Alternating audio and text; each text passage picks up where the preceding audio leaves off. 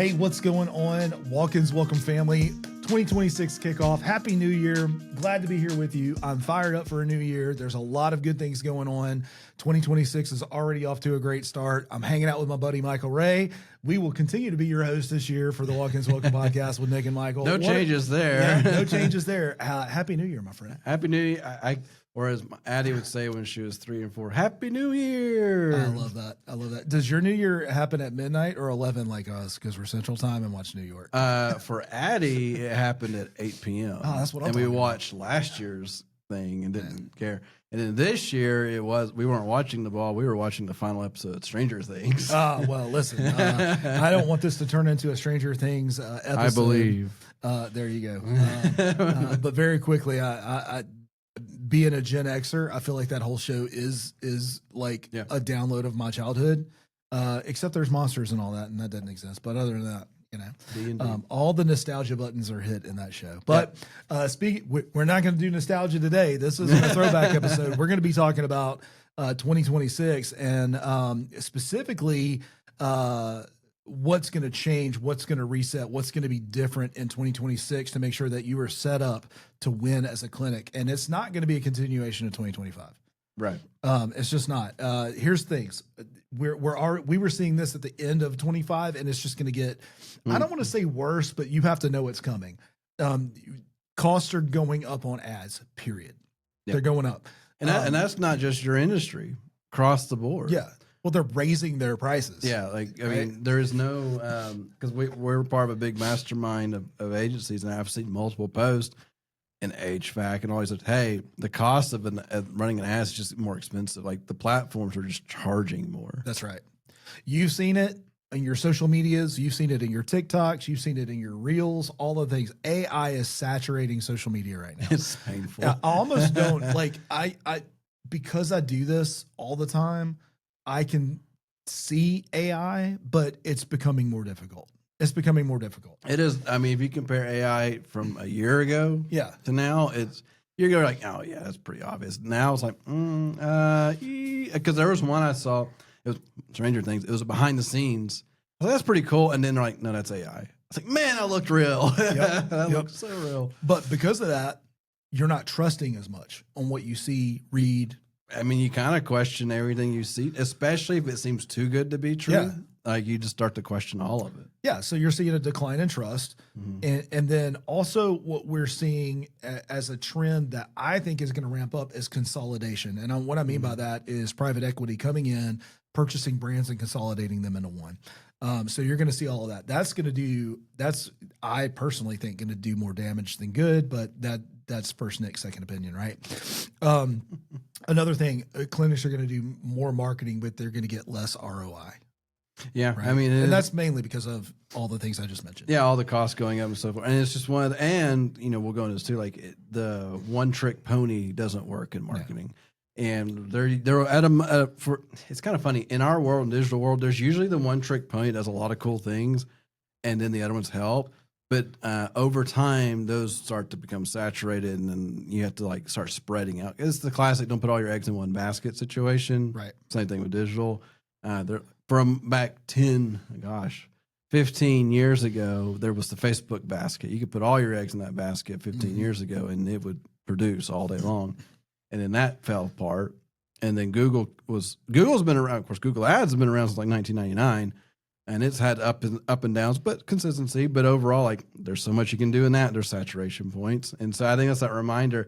Your marketing should never just be one item. If it's just one item that you're doing marketing with, it'll probably work to a degree, but it's going to be shortfalls. For sure. Lots of shortfalls. Yes. Omnipresence is, and I'm going to talk about brand here in a minute, but omnipresence is going to be a huge factor in winning clinics this year. And we're going to break down three things. I got three things that I think is going to define the clinics that are going to win and the things that are the clinics, if they don't do these things in general, they're going to bleed out. Yep. They're just going to die. They're going to go away. Or if you're real lucky, you're going to get bought. Yeah. And you're going to die. And there's nothing wrong with being bought. Yep. I mean, there's some great things that private equity has done, but there's a lot of things where private equity just builds their portfolio for a roll up and then sells off, and then everybody suffers. So, well, speaking of being bought, our first thing is attention is no longer bought. It has to be earned. Yeah. All right. So before I go into my bullet points, what do you think of that, Michael? I think, like you said earlier, there's a trust factor that's becoming involved now, where I can't just buy my way into your business, into like your dollars. Where now it's like, I'm going to put a flag up a little bit and say, is this really what I want? I'm going to dig. I may only have to dig for 5-10 seconds, right? But I'm not going to just auto trust you, right? And I think I think it's always been there, but like you said, AI is now made it worse. Where now we really have to question everything, and then we have to like find another resource or source that says this is good or bad. Like, that's right. Have to dig. Yeah, it's a real thing. So I do agree. Like, there's this moment where the ad won't get them the first time. That's right. And we wish it would, because that would be really cost effective, but it's just not real. No, it's not. And honestly, clinics have leaned so heavily, partly because of us, Michael. We've told them that blame us. Yeah, you can. We'll own it. Paid media has been so heavy. Like, we're gonna just pay Google Ads. So our budget is Google Ads. Everything else is ancillary, right? Mm-hmm. And I still believe that still needs to be the. If I can only do one thing, that's the one thing. I agree. Like, I still agree. If you absolutely only have a budget of like $3,000 to $5,000 all in on marketing per month, Google Ads is still your biggest bang for your buck. But it is not the end all be all. That's right. It's just not. So you're going to have to build trust, and you're going to have to build familiarity with your with your audience, because this is going to be the multiplier on whether or not your ads gain traction or not. Because so many that they've opened up for another space now, you're seeing 4 ads in there, and then you can also run an ad in the Google Map 3-pack, which is great. And then you still have to combat Gemini in the search results. And I saw a stat the other day that Gemini AI overview is now at 60% of all searches. Yes. And that's a big number compared to what it was a year ago. First of all, Google is cannibalizing its own system. I know. I'm kind of shocked. Like, what does that mean? If you go look at the history of Google, I also saw a screenshot of the first Google homepage, like the original, not the one that we're used to. And it talked about ad-free it's just pure search. Yeah. And so AI overview is going to be in that same boat, where it's going to be very friendly, very helpful, whatever at the beginning. Well, they got to make money off of it. And if they're going to eat up their own ad space because I was even showing you the other day, like on an Android device in Chrome, when I do AI overview, it blocks the rest of the searches and puts the AI overview over everything, and you have to exit out of it. And so, and there's no ads in there. Well, there's going to have to be ads at some point, because and they're not going to lose money. I am all over this right now. So the quick pan out of what we're talking about now. Yeah. In Patient Care Marketing Pros, I have now hired for every single position in the company that I need to hire for, so that I can focus on the things that need to be focused on for what's coming up. Yeah. How is AI being effective? Like, I'm digging into this stuff at breakneck speed to make sure that I'm staying on top of this for our team, because our team still has to execute on current strategy. Yep. Before I give them new strategy that isn't even tried, tested, and all that kind of stuff. Yeah, and it could change in a drop of a hat. Because 3 months ago, ChatGPT is like, we're about to release ChatGPT ads. Hey, let me tell you this. This isn't in my notes. This is another thing. This is bonus 1.5 if you want. The clinics that are willing and able to spend experimental dollars are going to win. Yeah. Let me say that again for those in the back. The ones who have extra income, I have a $5,000 a month ad spend budget. I'm going to earmark $1,500 in addition to that just to play and experiment. You're going to hit the lottery at some point this year on some new platform. I don't know what it is, and I can't tell you that's why it's called the lottery. Nobody knows, right? But if you have dollars, this is the only time I'm ever going to tell you to play the ad lottery, right? Because there's so many new things that are going to be rolled out in 26 that we don't know yet that you want to experiment experimental dollars for ads. All right, let's keep going. You have to shift from an ads only strategy to a branding plus ads. We did a webinar last year. We're going to do another one this year on branding and how important it's going to be in 2026 and beyond. Yeah. Well, and we talk about that webinar, and we'll talk again in the future webinar, is that branding is not easy, it's not cheap, and it's not quick. Like, it takes time and effort and consistent effort to make it happen. And it's all about the experience and what people think of your brand, of who you are, not a logo. Because a lot of people just think it's a logo, like it's so much more than that. And that's just the reality. And we were actually, you know, we have a lot of new urgent care clinics, and we have one we're talking with, like, hey, there's a billboard that you should be buying right now. Don't pay us for that. But go buy that billboard, because that's going to be part of that additional marketing. It's just trying to connect the dots. And it's just things like that. Like, it's a whole picture of what your brand looks like. It's not just one little sliver and a logo. Like, it's so much more than that. And I think people forget, because they want to just serve the patients. They just want to take care of the patients. Patients shouldn't care what my brand's like. They do. Well, it's not that they care about your brand so much as they're going to go to the one who told them to. Yeah, exactly. Or the one that made them feel, or the one that said them, that made them feel good before they even saw the doctor. That's right. Because they want to feel good from the get go, and then your branding should be communicating that. Anyway, but yeah, it's a whole thing, and it's something that we're working on as a company personally, right? Like, our agency, there's a brand that we have that we're trying to push out there, and it's not just a podcast. It's not just digital marketing agency that runs ads and stuff for urgent care. There's a bigger piece to that puzzle.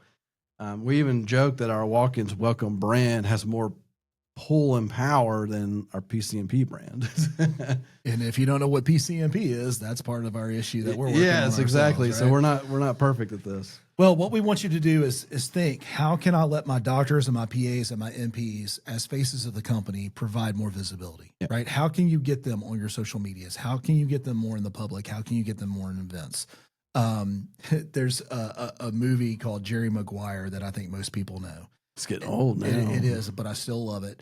And the running back, the main, not Jerry Maguire, but the running back, I can't remember, Rod or something like that was his name. He is the main guy that gets the ball over the goal, right? Or in the end zone. He's got an attitude. He's arrogant. I'm not going to dance. Yep. You remember that? You're asking me to dance. I'm not a dancer. I'm an athlete, right?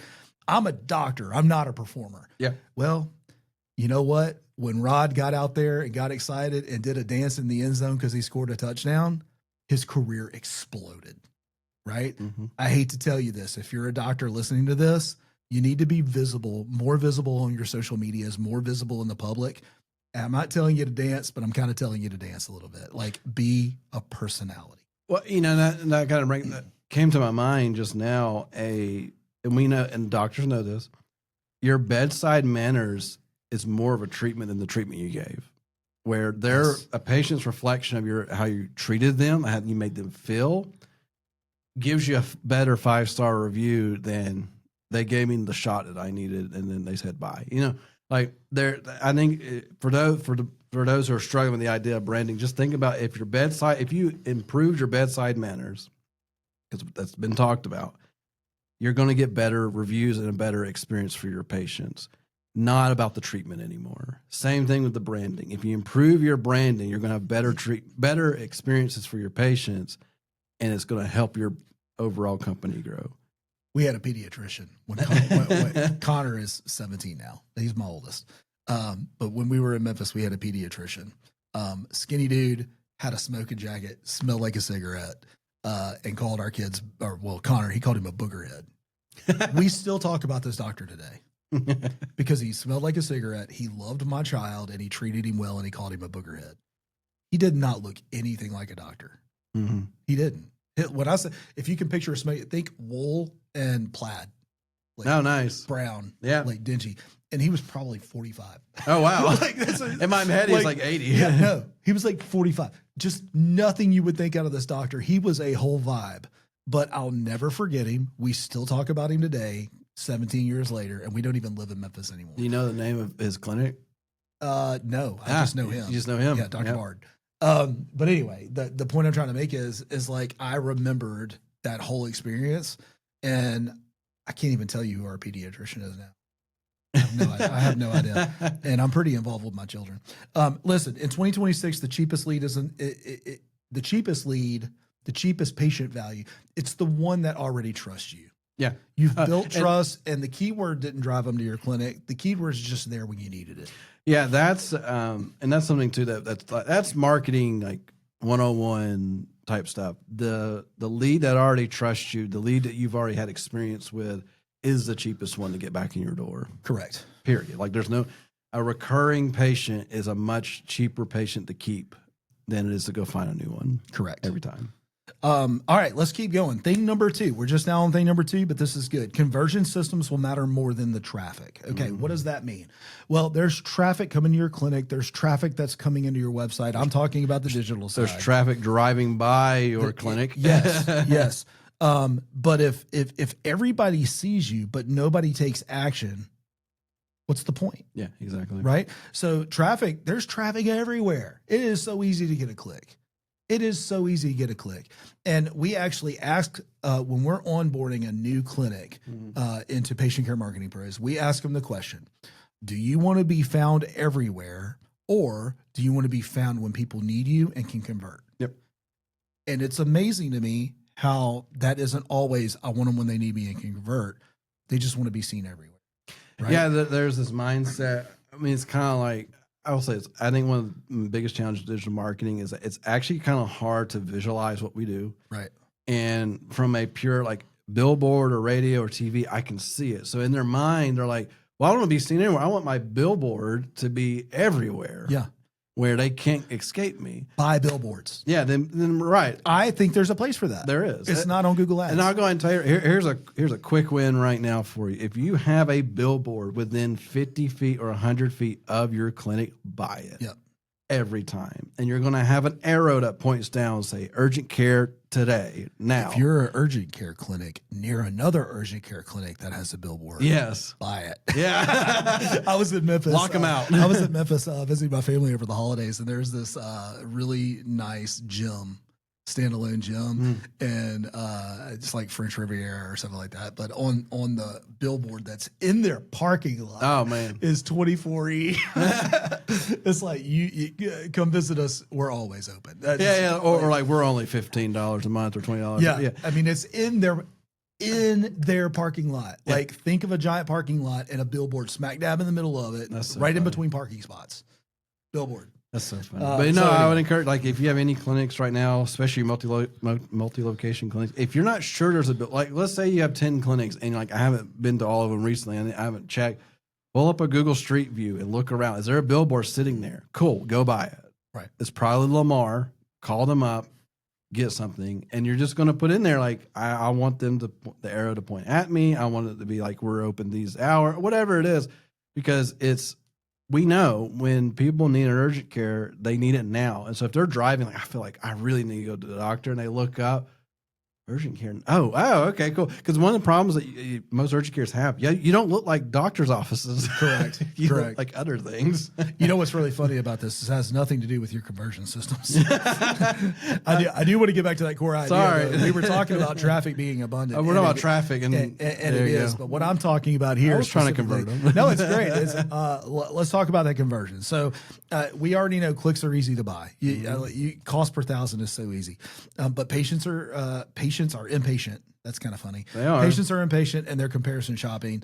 And if you don't, this as one bad step equals they're gone forever, because that's a note that I wrote. But a better way to say this is just, you have to make it super easy to do business with you. Yes. Once they find you. So your website, Michael, you started in websites. Yeah. Long ago. Do you build it for the developer, or do you build it for the patient? You build it for the person that's never seen it. That's it. And I think that's what not everybody forgets that, but it's and here's the thing too. Like, when it comes to websites, you have about 3 to 5 seconds to get them to do what you want them to do, which is most of the time, call me or book a time now. That's where it's not billing, dadgummit. They've seen you before if it's a billing question. I hate that. Like, it's not billing related. They've seen you before. You just train your front desk people say, yeah, if you want to pay your bill online, go to our website and scroll down to the bottom and tap billing or whatever. It can be that easy. But anyway, so yes, that site is designed to be for the person that's never seen you before, knows nothing about you, and really doesn't care that much about you other than you might have something that they need to make them feel better. And if you can make it where it's super duper easy to do business with you, you're going to win a lot more often than the person that makes it difficult to do business with. And what does difficult look like? Oh, I have to call you and I cannot get anything online. That's difficult, number one. Difficult number two is I'm sitting on the phone for 5 minutes just to talk to someone. That's another difficulty. 3 would be your hours are constantly changing. So your hours on your website, your hours on your business profile, but your actual hours, none of them line up because you keep changing your hours. That's a problem. Why would I do business with you if I could show up and everything says you're open? I go and it says you're closed, or you close randomly throughout the day. We had did you say National Lampoon's Vacation? Yeah, not the Christmas one, but just the vacation. Yeah. When they go to Wally World. Yeah, we had a Wally World over the holiday. Part of our kids' Christmas present was giving them money to go to the University of Tennessee volunteer gift shop. We checked. They were marked as open on the time we were going to be there. No, and they were not. We get there from Birmingham, Alabama to Knoxville, Tennessee, and it's closed. The sadness and disappointment on my kids' face, who are rabid Tennessee fans, cannot be explained because they didn't take the time to update their Google business profile. Did you like go up there and see it closed? And you went, hang on. I looked at Heather and I go, where's my gun? Like Wally World. Yeah. You remember when he takes the cop's gun and they go ride all the rides and all that? Yeah. We wound up finding a shop that was open called Hound something or other. Yeah, Hound Dogs. Did it say why they were closed? Just Christmas The break? students were out. So they just weren't going to be open anyway. Yeah, but I didn't know it was student run.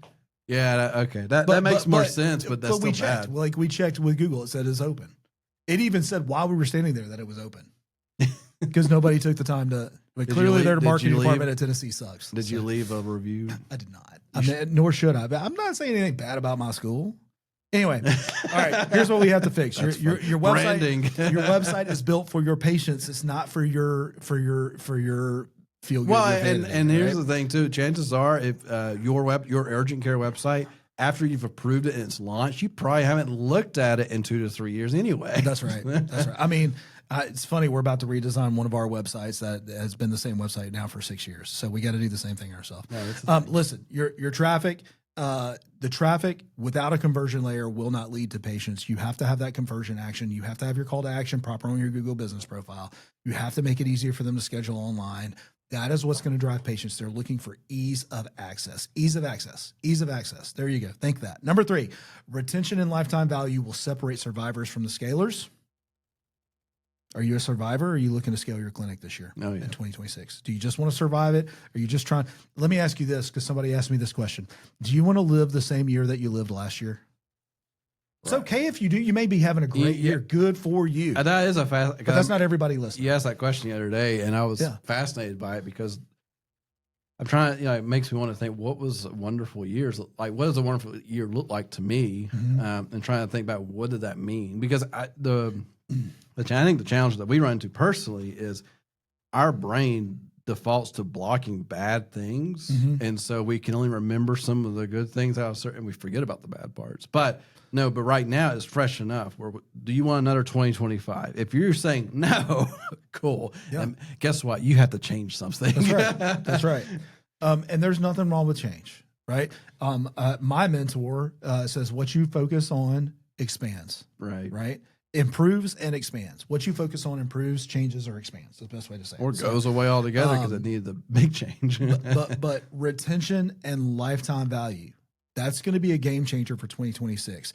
These clinics that are just looking to get them in, get them out, move on with life, that's not how you're going to scale in 2026. So acquisition without retention is a losing game.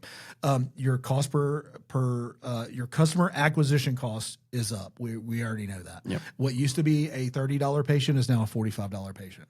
I'm sorry, that sucks because of reimbursements. We know that. And we also know that 2026 is a critical year for government to make some decisions on reimbursements. We know that. We just don't have any control over it.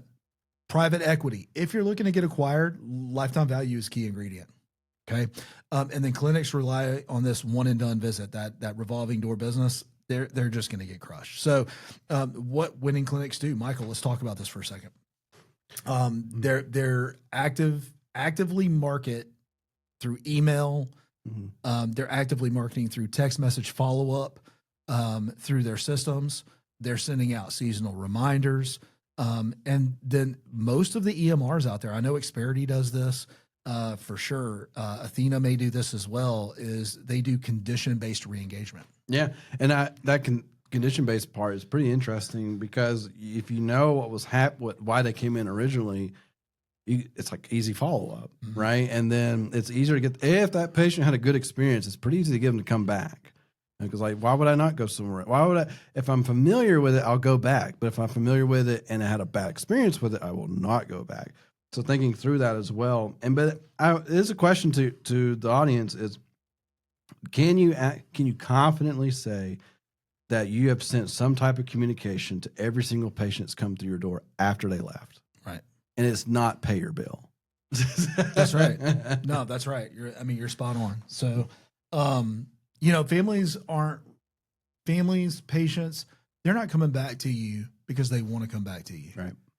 But they will come back to you if you've presented a reason for them to. Yep. Outside of them just feeling sick, right? You all know that there's seasonality to everything that you offer at your urgent care. But if you don't tell them that you have answers to their questions, they're never going to know. They're going to find those answers somewhere. No, especially the seasonal stuff, because they're like right now we're in flu season. We can see it. We hear it on the news. We've had deaths in the state from flu already, which is so sad.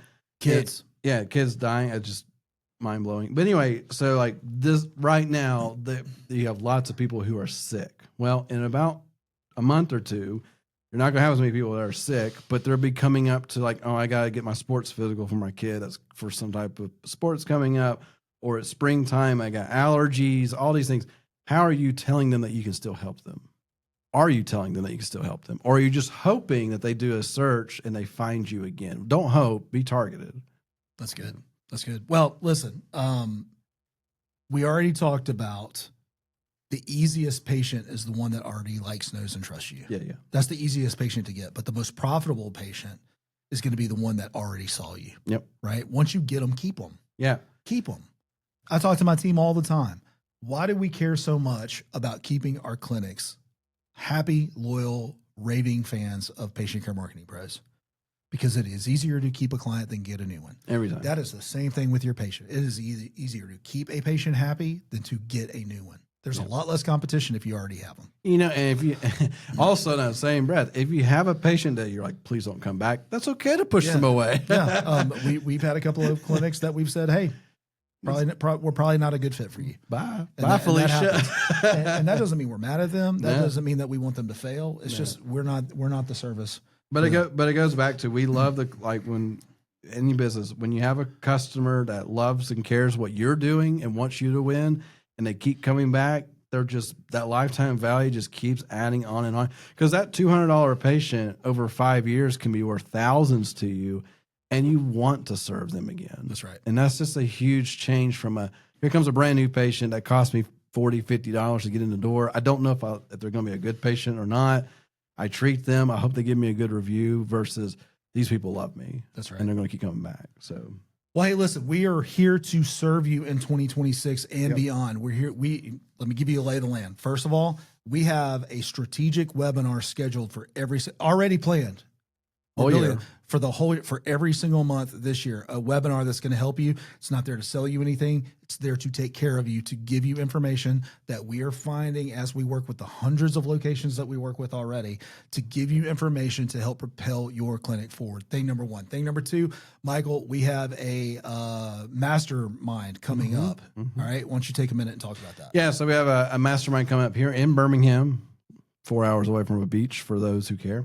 But we're here in Birmingham, and it is a there's no vendors. We're the vendor because we're running it. We won't be selling anything. We're not selling anything. We're just there to pay for the room and the food. That's right. and have an agenda. But the whole point of that mastermind is to get like-minded, urgent care clinic owners or operators in the same room together to discuss problems and solutions and to help each other out. Because unless your clinic is 2 miles away from the next clinic, they're not your competitor. And I think that's been a big misconception in this industry, that urgent cares are competing with other urgent cares. You are if they're your neighbor, but if they're in one city over, they're not your competitor. They're going to be your friend, and you should get to know them. And that's the whole point of this. Like, there are things that we've learned from our mastermind with digital marketing agencies that's fixed our agency. Like, we hit a roadblock, don't know what to do. This person from New Mexico said, hey, do this and you'll be all right. And we learned that in Miami, and then we apply it and it worked. Think about how much distance that's happening right there, but it helped. The same concept here. You may at this mastermind be sitting beside an urgent care that's on the opposite side of the country, and they just helped you. And that's totally fine. Because what we've learned is that the urgent cares, they face similar problems all the time, and there are solutions to your problems. Sometimes also you just need a little encouragement. That's right. And I will make the argument at this mastermind that your competitor is not your competitor. Yeah. Even if they're your next door neighbor. And we can talk about that at the mastermind. And I promise you it's going to add value, and it's going to raise your ship up. Yep. All right. And then finally, we are going to be out at the events doing speaking engagements, teaching, training, all those things. Lots of UCAs. We'll both be talking at the Xperity conference. And I want to encourage everybody listening. That is a great, whether you use Xperity or not, that is a great place to help grow your clinic. Yep. So I want the urgent care associations. Mr. Sellers is the new president of the Urgent Care Association. Yeah. Great guy. I can see some positive changes that'll be coming up with him as the president in place. Not that there were anything bad, but just more positive changes. Yep. So it's going to be a big year. One of the things that you can do is subscribe to our YouTube channel and subscribe to this podcast so that you're getting notifications of all the things that are going on. And Hannah sends a weekly email of everything that's going on as well. And we kind of are in the know. So if there's something like, what should I go for this? We probably have an answer at this point. It's funny. We're connecting urgent cares to the UCA, to Xperity, to these different conferences. So I love that we're becoming a connector in the industry as well. But listen to you. What you do matters. The impact is important that you're making in your community. We really believe it. That's why we show up every single week and do this podcast. Absolutely. All right. Happy 2026. Happy New Year. Michael, you ready to go? I think so, because it's here now. Let's make it happen, man. All right. We'll see you on the next episode. See you. See ya.